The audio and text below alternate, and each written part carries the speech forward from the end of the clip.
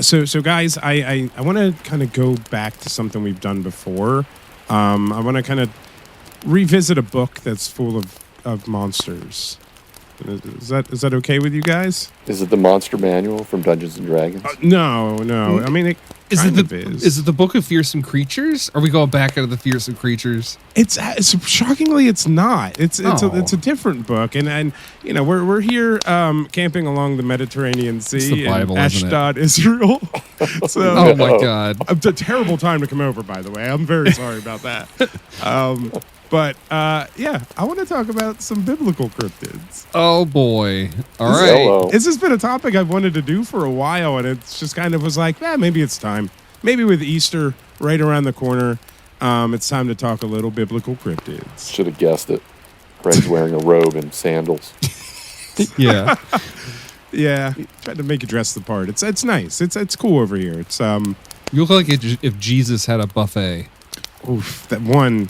True. Two. Ouch. And was, I guess, 2 feet taller. Wasn't Jesus like 4 feet tall? I don't really know. They were tiny folk back then. They were like little pixies. Yeah. All the doorways are tiny. The little doorways are tiny. Like if you go into his cave where they rolled the stone, everyone's like, "Oh man, it's a big stone." It's like, not really, because it was a Not tiny really. door. Yeah, everything was smaller in the past, but we're gonna talk about big monsters from the Bible. Are you guys, All right. You guys ready? Yeah, I'm sorry about the Yes. buffet joke. That just didn't come out right. I'm sorry, Greg. It's okay. Lord, Yeah. forgive me. So I'm gonna need your guys' help with this because you both have biblical history in your past. So So do you. You're the one that went to Catholic school and got a Christian name and did your whole, what do they call it when they groom the kids? Oh, altar confirmation, boys. altar Yeah. boys. Confirmation? Is that it? When you have to Yeah. go through like little Sunday school classes? Yeah. Yeah. You You have it get too. Yeah, I know. So we should all know the Bible, and we should all know Behemoth and Leviathan, because those are the two we're going to talk about. Oh, yeah. I know both of them. All right, I'm excited. Awesome. So why don't we? We're not hop going to talk into it? about the seraphim and the Nephilim. So those are a little bit. We can talk about anything you want, but these are the Okay. two that I'm focusing on. If you want to bring up more monsters, go ahead. Okay. Can we use our confirmation names the entire time? Sure, you can call me Michael. All right, Michael. Mine's John. But John. my middle name's John, so it's actually John. John. Oh, that's John. nice. Michael and John. I'm just Dan. I'm not Catholic. I was raised Protestant. Fundamentalist Baptist, baby. Well, we'll change that today. I think they take away part of your name when you're Protestant. Yeah. Yeah. All right. Let's hop into this so we can get home and out of this war zone Okay. as soon as possible. Yeah. Yes, please. It's Greg's Cryptid Corner, where mysteries abound. Bigfoot, Mothman, monsters, let's see what we found. Hey, and welcome to Greg's Cryptid Corner, a podcast about monsters for weirdos. I'm your host, Greg, and joined with me, as always, Michael. Oh, I'm sorry. I'm Greg. Michael. Greg. Greg Michaels. Greg Thank you. Michaels. Thanks. Bless you, son. And I'm joined, as always, by No Name. Hey, I have no Dan. name. Hello. I'm doing very well, apart from my name. And also joined by Eric John. Hey. Yeah. This is I fun. rock. I like this. Why would you pick John as your confirmation name when your middle name is John? Dude, no, I have no idea. Nothing ever made sense. Eric's like, I I was don't know. drunk at the time. Yeah, had some altar wine and made a rash decision I regret. Yeah, it's really held you back. You know, your confirmation name really keeping you from getting big, growing your life. Don't you have to pick like somebody that did a miracle? You had to pick Like, a saint, they have or I had to pick a saint. Yeah. So I picked Saint Michael, the archangel. That's cool. I mean, yeah, it's a pretty heavy hitter. Yeah, but I mainly because my middle name is Sean, so I wanted it to be Shawn Michael, like Shawn Michaels the wrestler, because that's what I cared about. Yeah, I see. yeah. So Well, that's pretty cool. I respect all of it. If I had to pick a name, I think I would pick what's the devil's name before he fell from heaven? Lucifer. Gabriel? Lucifer. Oh. I'll be Lucifer. That's my saint name. I don't think he's a saint, though. Yeah, but he's the highest of angels. Yeah, but he's not a saint. Yeah, but that's better than a saint. I don't know. All right, then I'll be I feel like you I could don't pull know. a good Maximilian. I can't think of a good saint name. Yeah, I'll be Max. Call me Max. All right. Well, Max and John. Max, Mike, and John. It's wonderful. All right, yeah. Let's hop into this and talk about some biblical creatures.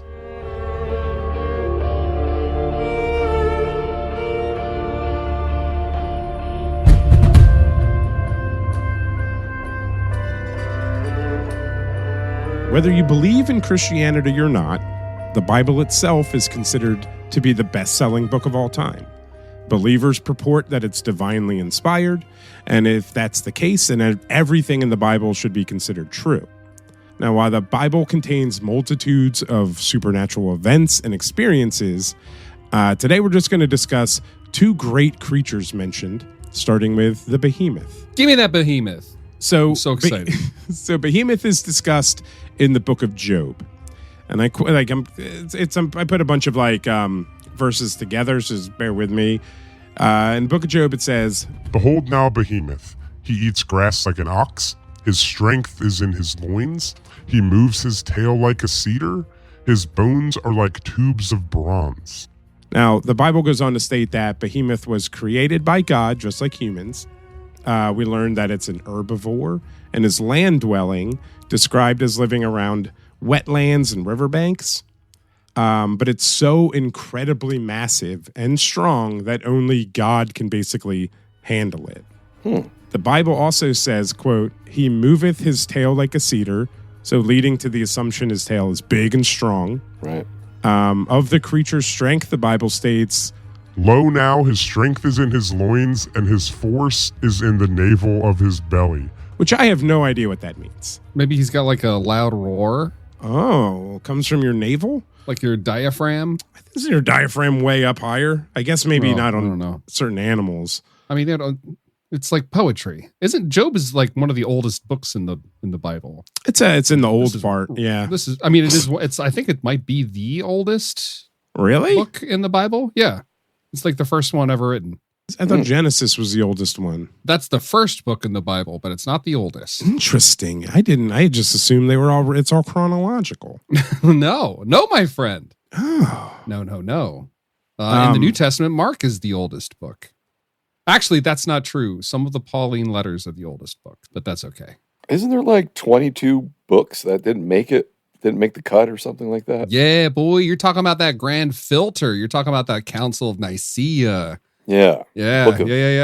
This is the Book of Enoch's been popular lately in the alien crowd. There's a lot of really cool non-canonical books, like the one about Jesus as a kid. That one's awesome. There's a story about Jesus on a playground. I kid you not, where he's like playing with a bunch of kids, and one of the kids like steals his ball, and so Jesus like smites him dead. What? And then the kid's mom is like wailing because Jesus killed her Yeah. kid. So Mary's like, "Come on, Jesus, don't do that." So Jesus just is like, "Oh man," and then brings the kid back to life. Yes. That's amazing. It's so Yeah. dope. It's so Yeah. cool. There's another one where Jesus is a baby, like right after he's born, and he can talk. Like fully talk like an Yeah. adult. Yeah. Love that. Oh, Imagine I like gotta- giving birth to a baby and it comes out just like, "Oh, thank you, bless you. Thank you for the mirth. I can wait, but I refuse." Yeah. Didn't Mary like supposedly write one too or something like that? Doesn't she have a book? She should if she doesn't. I'm pretty sure there is a gospel of, wait. I don't know if Jesus Which is- Mary? Oh, Mom Mary did. Magdalene. Mary Magdalene. Yeah. Yeah, so, Mary Magdalene. I think there was a book of Mary Magdalene. Yeah, and I it think was- that's the one where she said like she married Jesus and they had kids or whatever. no, that's the Dan Brown. What's that novel called? We talk about this all the time. It's called the Da Vinci Code. The Da Vinci Yeah, Code. yeah. Thank you. Yeah. The long lost gospel. Well, wasn't Scorsese's Last Temptation? He got down and like, I think it was in his mind, like what would happen if I lived my life as a regular man? Yeah. You know, Mhm. like it was like he was imagining it, but anyway, good That movie. was Yeah, it's Willem good. Dafoe. yeah. Yeah. It was a I can cool, see Willem so- Dafoe being Jesus, like being real Jesus. There's a great like temptation in the desert thing with fire and lion and stuff. It's awesome. We are way off track from. Yeah, we're getting off Behemoth track. and Job, Yeah, though. yeah. Well, yeah. So, So, like, I mean, Enoch talks a lot about like the Nephilim. So, yeah, I was going to talk about the Nephilim, but I held back. But basically, they were angels who, they were angels that had children with earth women, and then they gave birth to the Nephilim, who basically were giants. And that was one of the reasons of the great flood was to kill the Nephilim, but then they survived the flood, and there's just a whole thing. Yeah. Yeah. And then we got the pyramids. Thank you. But it's all full circle. They looked a lot like Nordic people. They might live in a hollow moon. They probably do live in a hollow moon. But back to Behemoth. So regardless of kind of like It's Littlefoot. it could be Littlefoot. I think could it's a be a little. I can't dinosaur. remember the name of Brontosaurus. Is that what Yeah, they're called? yeah. Okay. Yeah, I'm just going to call it a Littlefoot. It's a big Littlefoot. I think technically a brontosaurus is not a real dinosaur. I think it's a brachiosaurus. Okay, I think they mislabeled some of the fossils, and it was technically a brachiosaur. It's the same thing. I always knew it as a brontosaurus. But yeah, so Behemoth is described in such a way that doesn't really match any known animal that we know about. So I saw some speculation that it could have been a hippopotamus or an elephant, but they both have like small tails that don't really do anything. Yeah. And This almost sounds like maybe a giant alligator or something like that. Oh, could be a giant alligator, but Right. this is described as like a herbivore. You know, it's just chilling, it's just eating plants, it's just walking around the water, just having a nice time. I mean, hippopotamus, they're like, they kill the most people, right? Every They year. are, Yeah. they're supposedly they're like the most dangerous animal. I mean, that would make sense. Yeah, and so stop asking for one for Christmas. Yeah, so that's the Behemoth. It's a big, tough, tail swinging monster that's just hanging out. Now, God's like I said, God's the only one to control it. Humans can't tame it. Humans can't kill it. Humans can't do anything, but God can, and we appreciate that. Thanks, God. Yeah, so let's move to the water and talk about Leviathan, who's basically a massive sea monster. Leviathan is also mentioned in Job. He's described as a giant, scaly, dragon-like creature. Quote, Out of his mouth go burning lamps, and sparks of fire leap out. Out of his nostrils goeth smoke. so Dang, theoretically, dragon. Yeah, he straight can up. breathe fire. Yeah. And he's potentially phosphorescent as well. The Bible says, What? He maketh a path to shine after him. Yeah. Nice. I like that. Or it's a big old fire-breathing slug, and it's like oozy trail. blows. yeah. But he also might have multiple heads. So I didn't write down the quote, but it says like, you know, you slayeth one of the heads of Leviathan or something like that. So skeptics kind of believe that it could be describing a crocodile or a large sea animal like a whale or giant squid or something like that. Crocodile comes closest to the description because it's scaly, but it again doesn't really match up. Yeah, but the I mean- phosphorescent, that's cool. It's very Well, cool. And like smoke breathing. But that could also be Right. like poetic language for like it's a mean guy. You know? Yeah, just a big tough, Yeah. big mean boy hanging It's a out. bully. Yeah, big tough boy. So viewed from another perspective, though, Behemoth and Leviathan could be seen as chaos monsters in this kind of, you know, folk tale of the Bible, something that only God can confront. And Leviathan plays a part in the end times as well, where it must be slayed by heaven, you know. And these aren't just the only two monsters in the Bible. The Bible mentions, and the apocryphal texts as well, but they mention satyrs, giants, wild men, which you could infer are Bigfoot, and the King James Version translation mentions unicorns. Yay. So that's What? cool. So, like, with or without the religious beliefs, you know, take the Bible however you want to. It contains a lot of pretty cool monsters. What do the unicorns do? In Job 39, where is it? 39:9, it says, "Will the unicorn be willing to serve thee or abide by thy crib? Canst thou bind the unicorn with his band in the furrow, or will he harrow the valleys after thee?"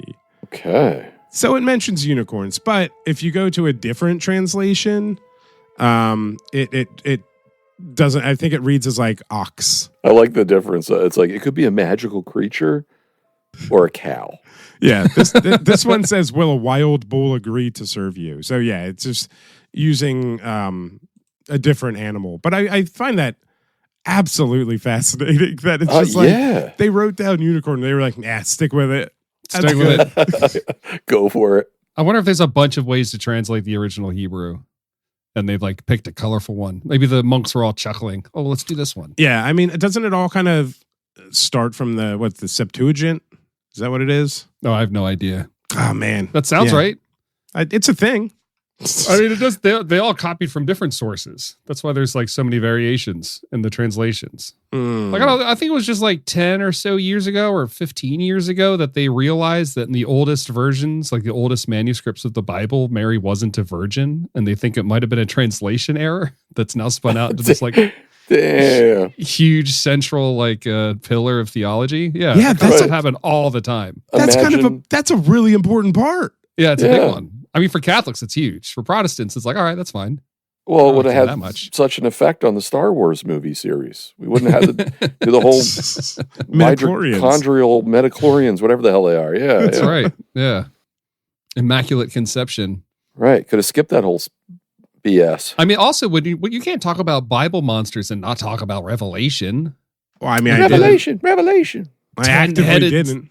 10-headed snakes and massive locusts and dragons that have people heads and horse heads and cows that their guts fall out when you poke them or whatever. I can't remember all of them. But. so that was part of like when I was researching biblical monsters. Yeah, a lot of the stuff was talking about Revelation, and I think there were scorpions that had the like hair of women and like faces of like of men. Heavy metal scorpions. Yeah. Japanese metal bands. It was wild stuff. Yeah, that's pretty cool. I don't know. Yeah, what do you want to talk about? How do you want to talk about these bad boys, Greg? Well, so you have I think a better past knowledge of like symbolism in the Bible. I think you understand it better than we do. So like, how would you kind of purport Behemoth and Leviathan as these creatures that they're talking about realistically? Like they're saying like, there's the behemoth over there. What do you think that symbolizes? Like, do you have any thoughts? I want to start by saying, I don't know if it's necessarily true that I know the Bible better than you guys. I know, Eric, you went through all the things too. Oh, I only know Jesus Christ Superstar. That's which I freaking love. Can you hit the high note? That's all I know every single word. Yeah, but other than that, no. I think you're the most scholared out of us, Dan. Well, keep in mind, Job. So this is just talking about Job. And if I remember, I don't remember the exact like chapter and verse that this comes in. This is Job. This is late Job, right? When God is listing off all the things that he's made. It's going to be like, this is like 38, 39. Yeah, I think Behemoth is 40. Yeah. 40. Okay. So it's late Job. Okay. Job. Do you guys know the story of Job? Are we going to do a little story time? It's one of my favorite books in the Bible, and I've read this book so many, like dozens and dozens of times. I don't know why I've returned to it so many times. It's a bleak, awesome story. It's so depressing. Job's horrible. I want like an A24 horror, like folk horror movie that's just called Job. And all right, that could rock. Yeah, that would be so good, dude. It would have to be so dark. Okay, but oh man, I was not prepared to do this. The whatever Cliff Notes of Job is there's this guy that's so holy that one day Satan is up in heaven talking to God. You know, the way Satan talks to God sometimes. Yeah, I never understood that. Yeah, well, it's all poetry. You're not meant to take this literally. This is all poetry. It's all like this is like a Grimm's fairy tale from way back in the day. So Satan goes to God and he's like, hey, that guy's really cool. I'll bet you I could turn him. And God's like, no way. And they make a wager where Satan is allowed to do anything he wants to Job, and only he can't touch Job personally. So Satan like ruins his life. And then Job is suffering on earth and he keeps going to his friends. And his friends are like, man, God's got it out for you. You should just turn your back Job? On God. Right. You did something to deserve this. And then finally, at the end of the book, God and Job are having a conversation, and Job's like, "Why did you do this to me?" And God isn't like, "I had a wager and you won." He does like, no closure, no wrapping the story, no explanation. God just turns to him and is like, "Do you see all the crap I've made? Do you see how powerful I am? Damn. Like, I shouldn't even be talking to you. You shouldn't be talking to me. I've done this. I've done that. Why are you asking me for answers?"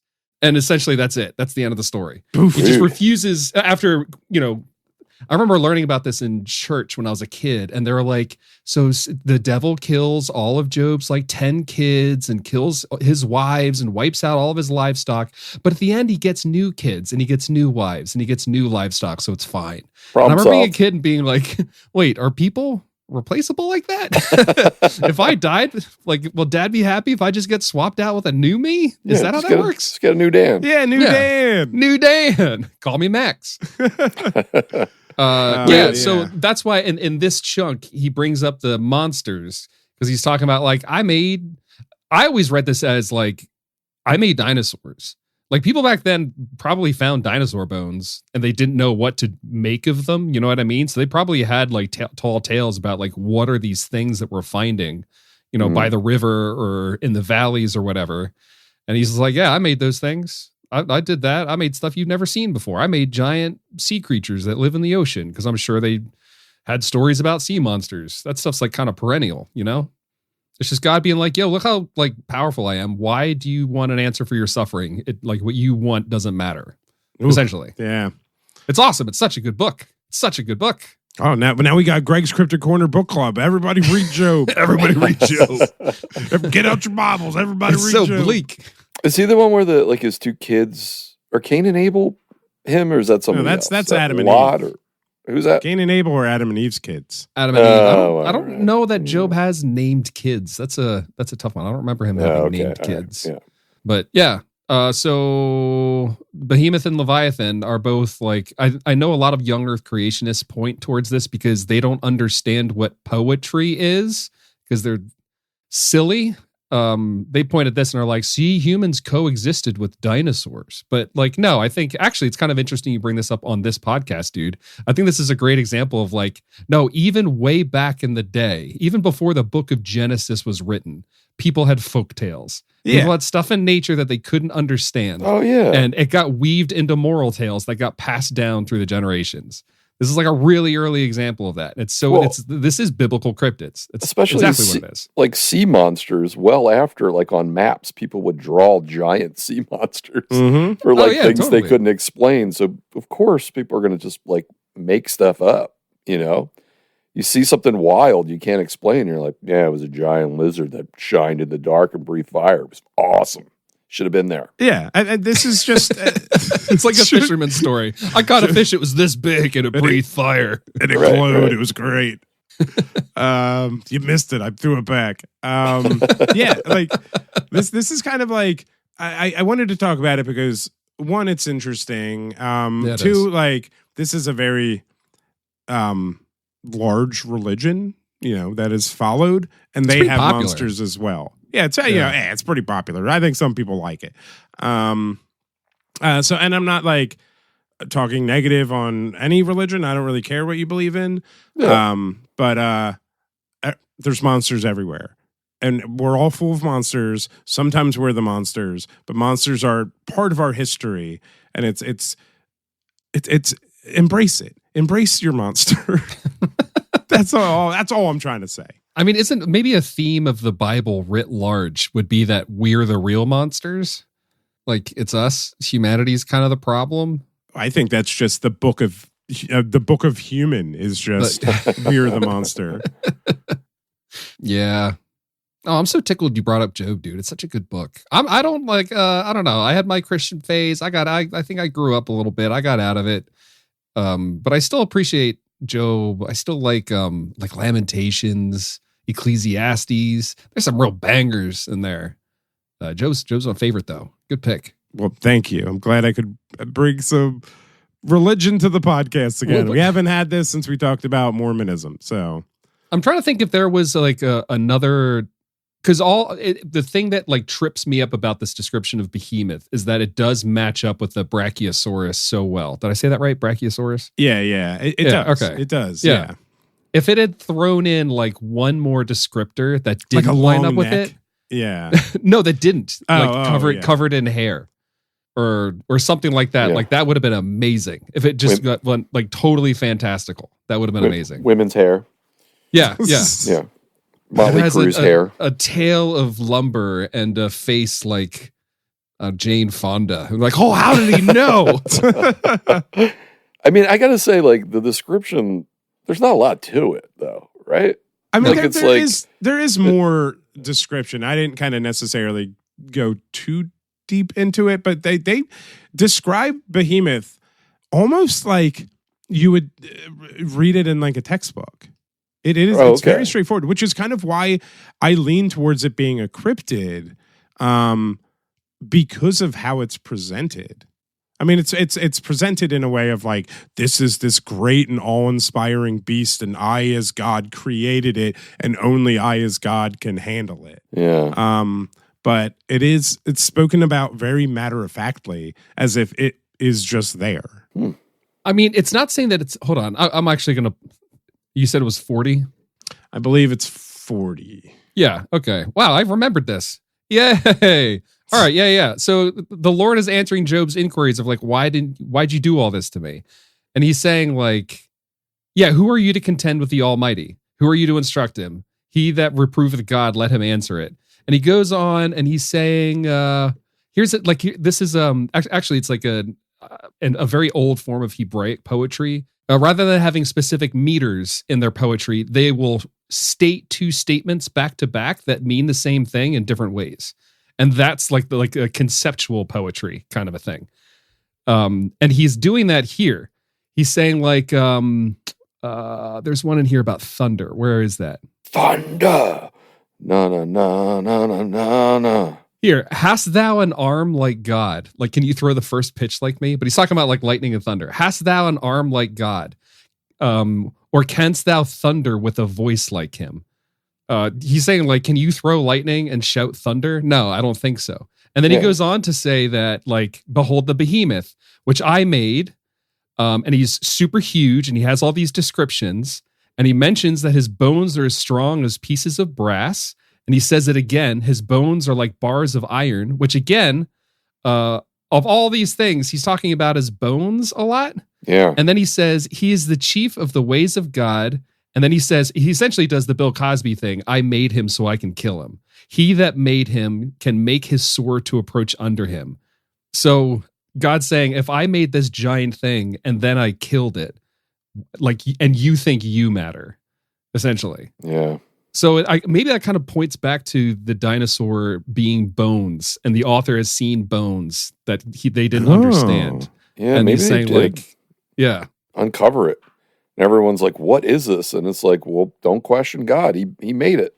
right, And he unmade it. So yeah, and he killed it. So just respect it, bro. Guys, I think we just solved the Bible. Yeah, we figured it out. Just took 5 or 10 minutes. Not a big deal. none of us are scholars. None of us know what we're talking about. Yeah. This is all conjecture. I mean, just the whole podcast in general is just conjecture. We can't prove anything.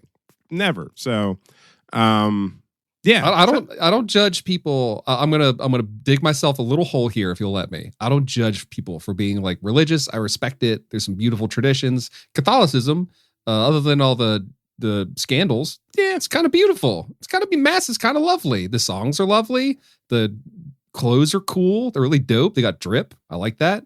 Protestantism is kind of boring, but the only thing that I don't like, and this is such a great example of it, I don't like it when like I was raised a pretty hardcore fundamentalist. When they point at verses like this and they say, see, dinosaurs and humans lived side by side together. Right. Like when they don't understand how to read the thing that they supposedly worship. That's the thing that really bothers me. Mm-hmm. Yeah, this wasn't like Darwin, like, documenting species. Right. It's like folks writing some good poetry or really stories. good poetry. Yeah.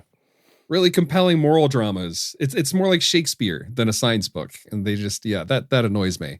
Yeah, that really grinds my gears. All right, I'm going to get off my soapbox. I'm sorry. Thank you, Greg. Well, Thank you, audience. And I think the long and the short of it is, I think we can get all Christians on board with Bigfoot being real. Yeah. I mean, the Mormons are onto something. Yeah, I mean, all religions, let's all come together and just declare Bigfoot's real, and let's just be on our way. And a saint, and also my saint name is Big. Oh, amazing. Saint Bigfoot. Yeah, that's good. I like that.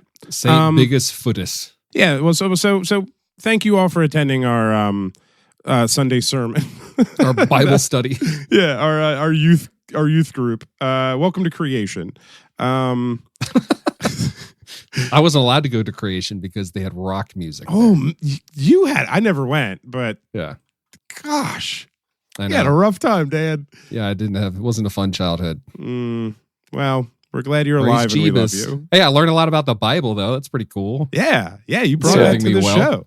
Made you who you are today, Dan. Yeah, my therapist loves it.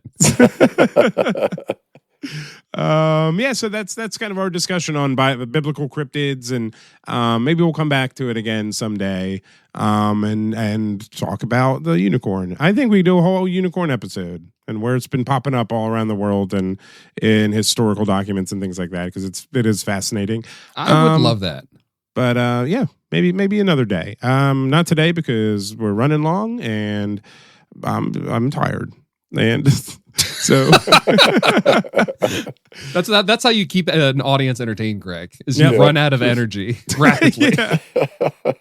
Yeah, I'm still getting over being sick. But yeah, so thank you all for listening. We don't have any new reviews, but we do have a comment. Let me pull it up here. Just you suck.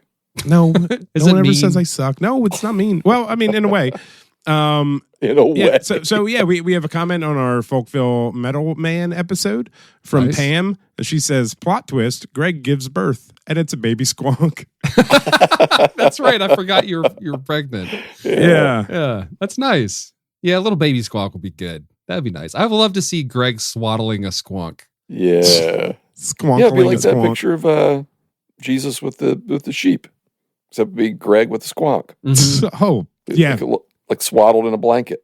Yeah. If Yeah. any of our listeners want to draw that, feel free. Just a lot of kids crowding around him wanting to get a look, and the squonk is just screaming. Just He's trying to bawling. like give a sermon. And everyone's like, I can't hear you over the squonk. The What? squonk is Lesson on the squonking. what? But Pam, thank you for the comment. And if you enjoy what you're hearing and you want to hear more and you want to be more involved with the show, come on over and join our Patreon for $2 a month. It'll get you into our Discord. You'll get access to all of our episodes. They typically get posted a day before, and as well as our ongoing GCCNN news series that Dan puts together for us. It's at least once a month, it seems. Sometimes more if cool news hits. We do movie streams over there from time to time. We got the Discord, and everyone in there is pretty awesome. So come on over and join in for $5 a month. You get your name said at the end of every episode. And I'd like to thank our Your Squonk level patrons: Amy's Birdhouse, Bless Liam you. Neville, Bless you. Bridget, Bless Pam you. and Brian, Bless you. Molly, God bless you. an unperceived interdimensional Bigfoot, God bless you. Brutal Kimpact, Bless you. and Luke. Sorry, Luke, you're going to hell. I'm sorry. I didn't pick Oh, it. No! it's I last didn't on the pick list. it. The That's last how it one. works out. Yeah. Yeah, I didn't pick it. I'm sorry. Oh, There's got to be one, otherwise it's not heaven. yeah. You'll be going with us, so it's fine. Yeah. But Yeah, thank we'll See be you you. there, Luke. Yeah, thank you for supporting the show. And as always, I'm Squonk. You're Squonk. Go Birds. Do you think the Behemoth has a girlfriend and she's called the Behemoth? Yes. Behemoth. I hope so. Yeah. Yeah. I think Yeah. there's a line in Song of Solomon where they talk about a woman's breasts as being heaving mountains, and I like to imagine that's how they would describe the Behemoth. Oh, all right. Yeah. Song of Solomon, man. That's a wild book. Yeah. You want to go read Song of Solomon 8:1? You want to just go look that up and read it for us? Why do you know these things just off the top of your head? I studied it for like 20 years of my life, dude. It's a family show. Does this work? I don't know. I could. It's I the could, Bible. You could just. I mean, yeah. I'm sorry. Hey, mom and dad, if you're in the car, your kids had to learn about the Bible.